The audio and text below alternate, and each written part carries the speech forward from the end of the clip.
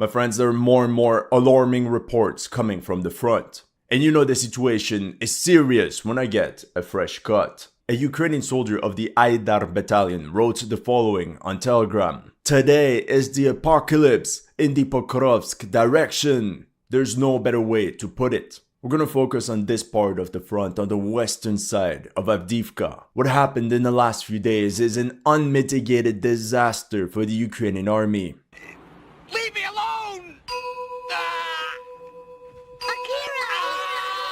That was a frontline situation on the 1st of June. Then fast forward a month to the 1st of July. And that's the situation now in early August. The Russians literally advanced 12 kilometers in that direction, 9 kilometers in this one, and 6 kilometers there. So in this video, I will analyze in detail how the Russian army managed to carry out this offensive both from a tactical and operational perspective. The main reason behind this military debacle can be attributed to negligence. Complete negligence. We all remember how Ukraine bragged about building a powerful line of fortifications. Yet in reality, in so many sectors of the front, Ukrainian commanders did not bother to build any fortifications. And when they did, these fieldworks ended up being fully exposed and poorly planned out. In the end, the Ukrainian army could not rely on a defense in depth. The moment the first line of defense crumbles, it's GG well played. Madness and stupidity. But there's more to this story, and I will talk about it later in the video. Since all the Ukrainian units composed of conscripts with little training could do nothing to stop the Russians, Ukraine decided to sacrifice once again the elite NATO-trained 47th Mechanized Brigade, throwing their precious Bradleys and Abrams left and right to put down the fire. And let me tell you, this came at a heavy cost. Forbes reported the Russians are beating back the Ukrainian 47th Mechanized Brigade and marching on Pokrovsk. As you can see on the map, forward elements of the Russian army are only 16.5 kilometers away from that strategic city.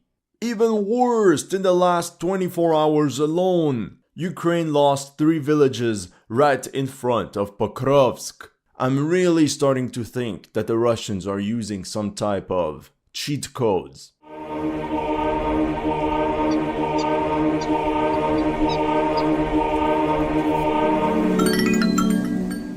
Welcome to History Legends, and here are the latest news of the Russo-Ukrainian War. If you're new to this channel, make sure to like and subscribe. As you know, some of my Ukraine videos have been targeted with limited or no ads. So make sure to check out my Patreon or PayPal to keep the show running. Thank you to everyone that has already helped, and welcome to the headquarters. In order to get the full picture of what's actually going on, we have to go back to early June. At that point in time, Ukrainian defenses were established along the line Novo-Oleksandrivka, Sokil, and Novoselivka-Persha. The 110th Mechanized Brigade was holding the sector of Novo-Oleksandrivka and protected the road linking Pokrovsk to Kostiantynivka. The 100th Mechanized Brigade protected the northern flank to prevent a Russian offensive towards Kostiantynivka. Lastly, the 47th Mechanized Brigade held the line near Sokil. They had to defend the largest portion of the front by themselves. Their presence was critical, as their mission was to stop the Russians from reaching the important logistic hub of Pokrovsk. Although the 47th Mechanized Brigade faced a shortage of trained riflemen, they compensated this with their firepower by launching their M2A2 Bradleys and M1 Abrams in hit-and-run fire missions. Overall, the Ukrainian command probably hoped to stall the Russian offensive along the Vovcha River, just like they managed to do in the sector of Karlivka, where Russian progression is extremely slow, mainly due to all these bottlenecks. Now, let's just say the Russians are not really into foreplay and they just shoved it in. That's how by the 9th of June, Russian infantry units stormed Novo-Oleksandrivka and controlled half the settlement. Allegedly, this sector is also defended by units of the 111th Territorial Defense Brigade. This clearly means the Ukrainian line of defense is actually a patchwork of various units. After this tactical success, the Russian battle plan was to converge towards Novoselivka-Persha, both from Novopokrovsky and from Umansky from the south. If Russian motorized units got pinned down in the sector of Umansky, they managed to capture Novopokrovsky by the 12th of June. Keep that in mind while we go back to Novoalexandrivka. Due to the importance of this axis, the Ukrainians probably sent a lot of reserve units to plug the gaps. So the Russians attempted to flank enemy positions by storming this 1,300 meter long tree line. By the 15th of June, the Russian army had greatly expanded its area of control in the sector of Novoalexandrivka.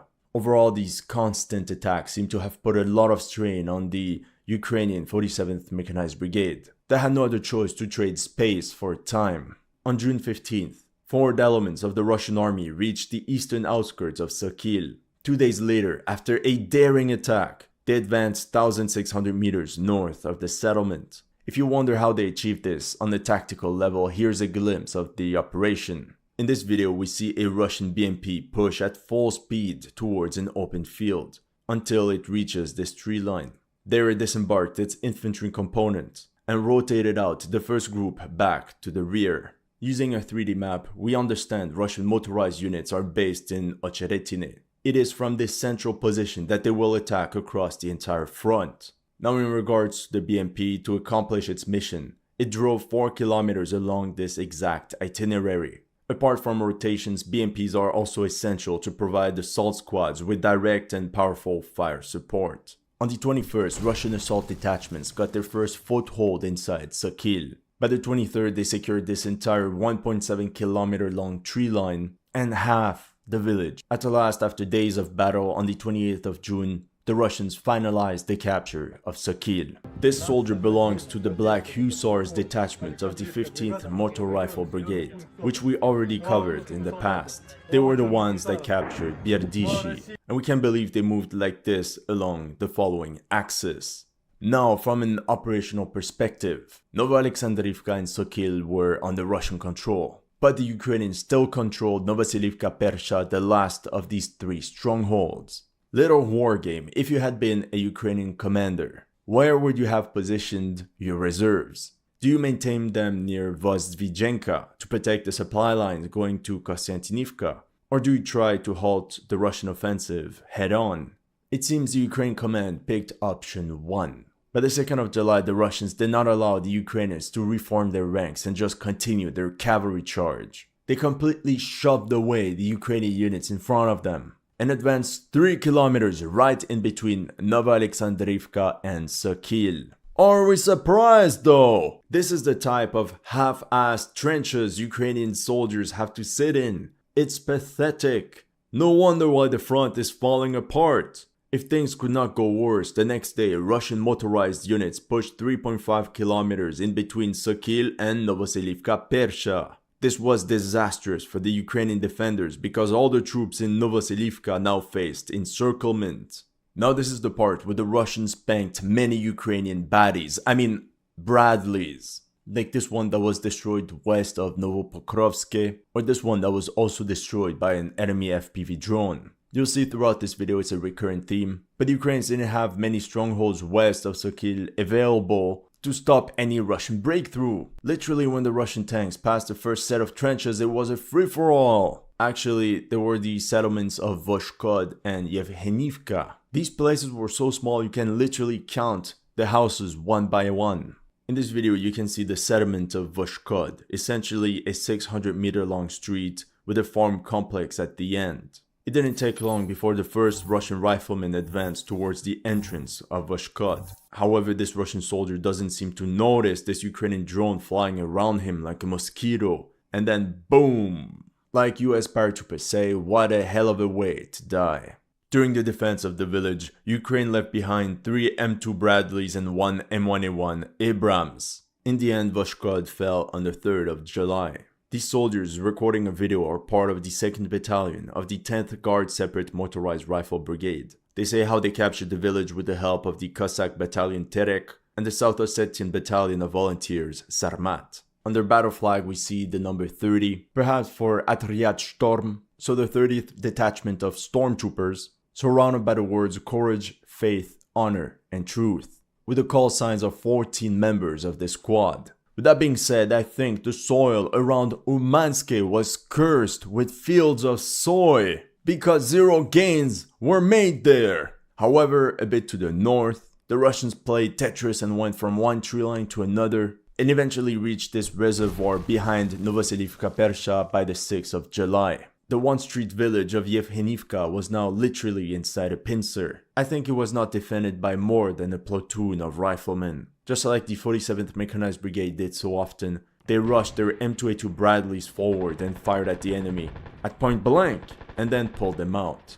For example, this one drove out from Vovche along this road and started firing with the 25mm chain gun at the Russians at a distance of about 200 meters. Now when we look at the footage, we can see the M2A2 Bradley right here, but notice the trench bastions positioned on each side of the road. It's actually massive. I was surprised. It's not something you often see on this part of the front. So that would mean the Ukrainian riflemen were probably not holding the settlement proper, but rather positioned their fire teams behind the village in this fortified trench network. However, these Ukrainian hit-and-run attacks also come at a risk, like this M2M2 Bradley, soon targeted by a combination of artillery and drones. Despite the best efforts of the 47th Mechanized Brigade, a couple days later, on the 10th of July, Yevhenivka fell into enemy hands. That's when Ukrainian resistance stiffened around the settlements of Vostvijenka and Prores. More on this very important battle in a moment.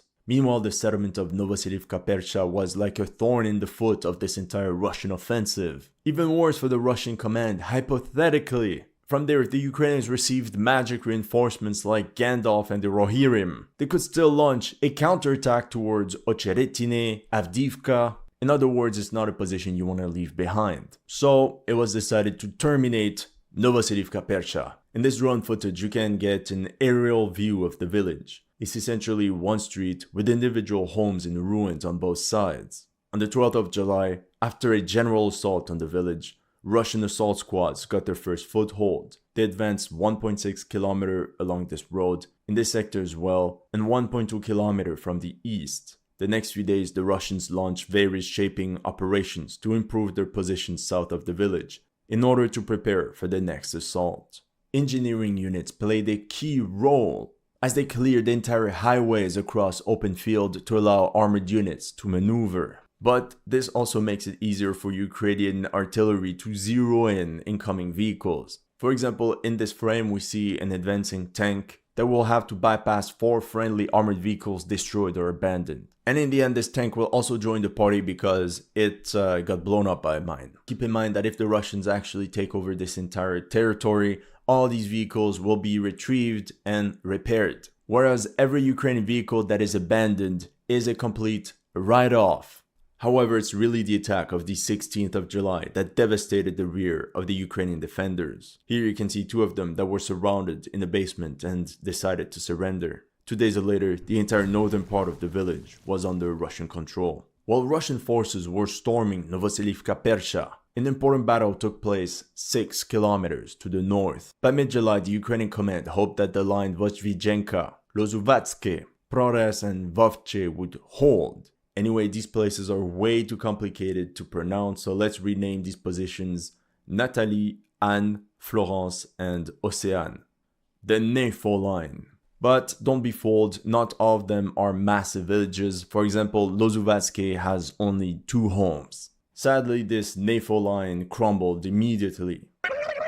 Position Anne or Lozovatske fell on the 16th of July. In this footage, you can witness a mop-up operation by a Russian BMP along this forested area. 2 days later, the Russians were already knocking on the door of Florence or Prores.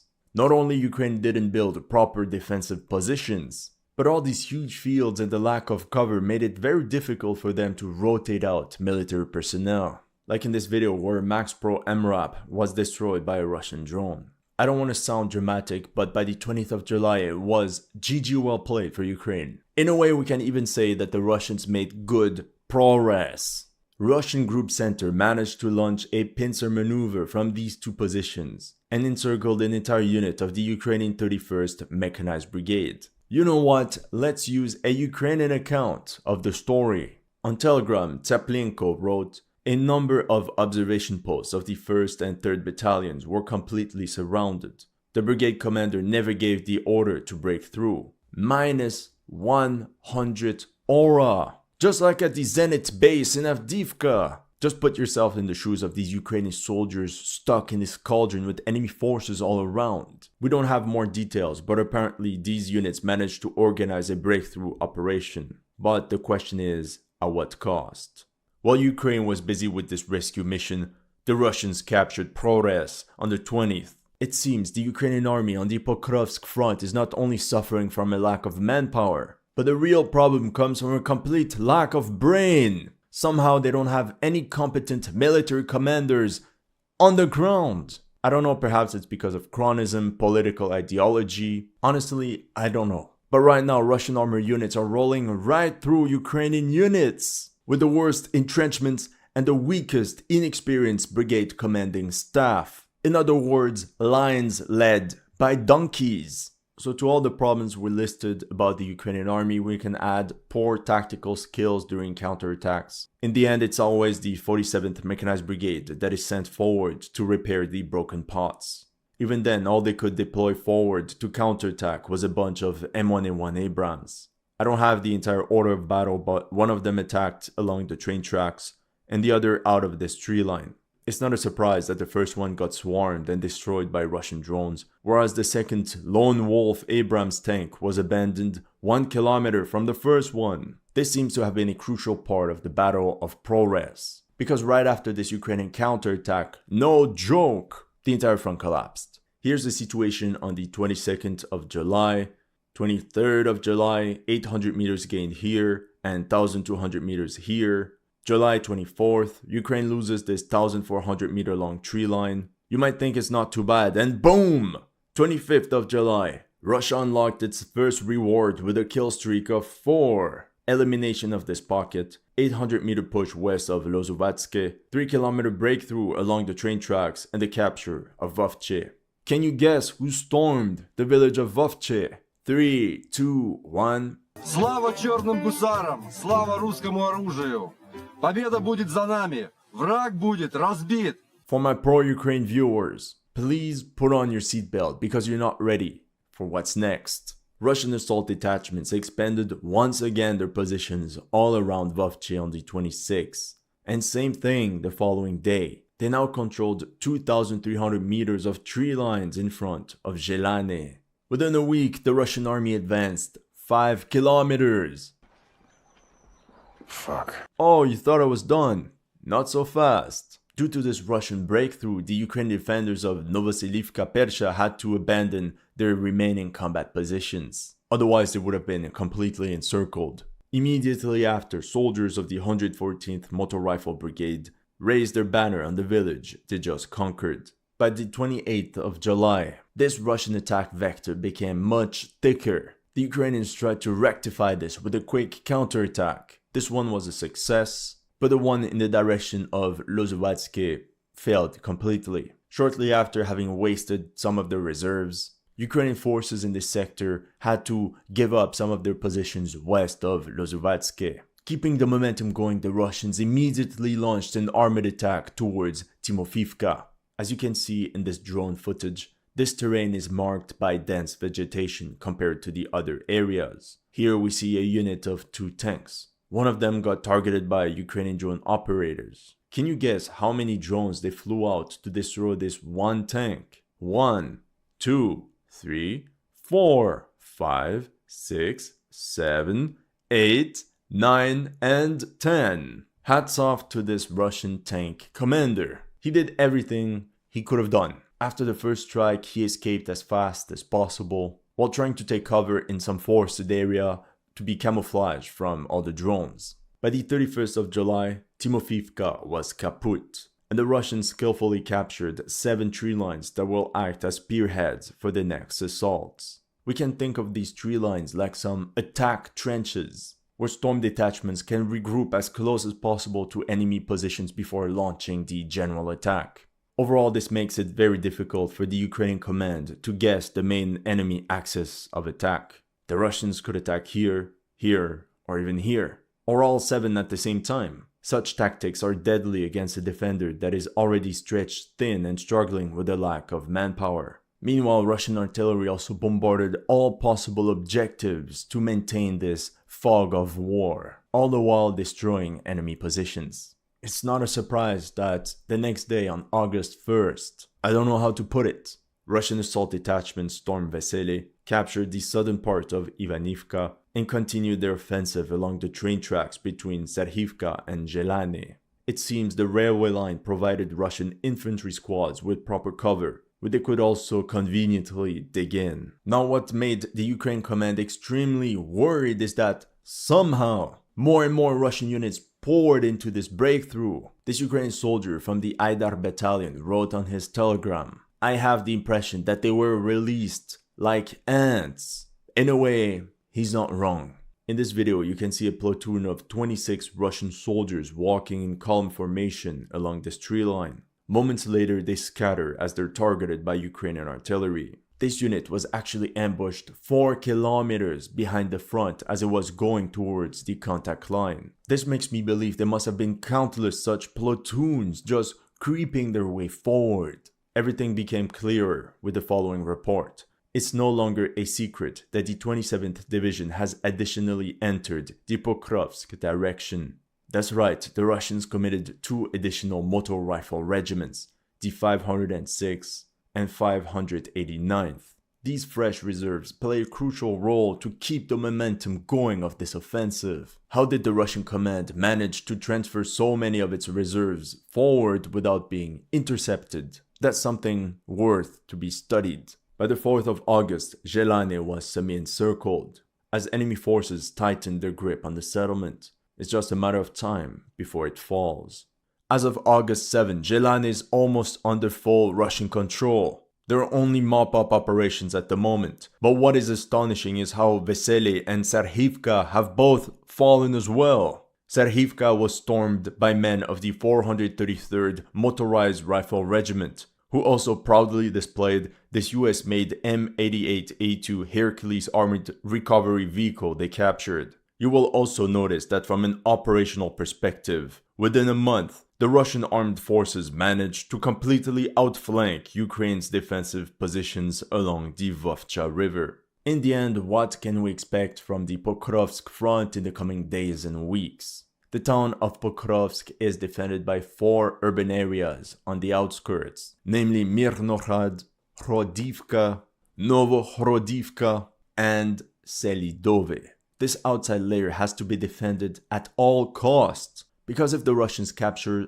one of these towns, they will be able to use it as a coordination center to regroup all their reserves and supplies, just like they did with Ocheretine. Now, what can we expect in the coming days and weeks? I think the Russians will go for a brute force attack against Pokrovsk. Since Russian assault detachments progressed so well along the railway line, we can expect the same general strategy. On a tactical level, from their new positions, we can expect a first grouping to push towards Novohrodivka, where they will have to break through the line of villages of Zhurevka, Orlivka, and Mykolaivka. Simultaneously, a second grouping could push northwards via Serhivka, Vesely, and Ivanivka in order to storm Hrodivka from all directions, especially since they can easily infiltrate squads of riflemen along these forested areas that lead straight inside Hrodivka. That's all I have for you today. Let me know in the comment section what you thought of my analysis. If you're new to this channel, make sure to like and subscribe. And if you want to support my work, make sure to check out my Patreon or PayPal. The link is in the description below.